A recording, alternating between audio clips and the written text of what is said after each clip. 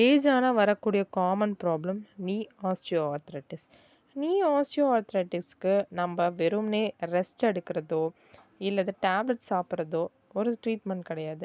அவங்களுக்கு mini bicycle, படுத்துகிட்டே பண்ணக்கூடிய simple leg lift, சேரில் உட்காந்து பண்ணக்கூடிய leg rice, quadriceps set exercise இதெல்லாம் ஒரு நல்ல தீர்வு.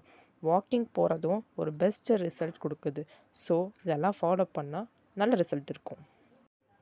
ஏஜ் ஆனால் வரக்கூடிய காமன் ப்ராப்ளம் நீ ஆஸ்டியோஆர்த்ரைட்டிஸ்.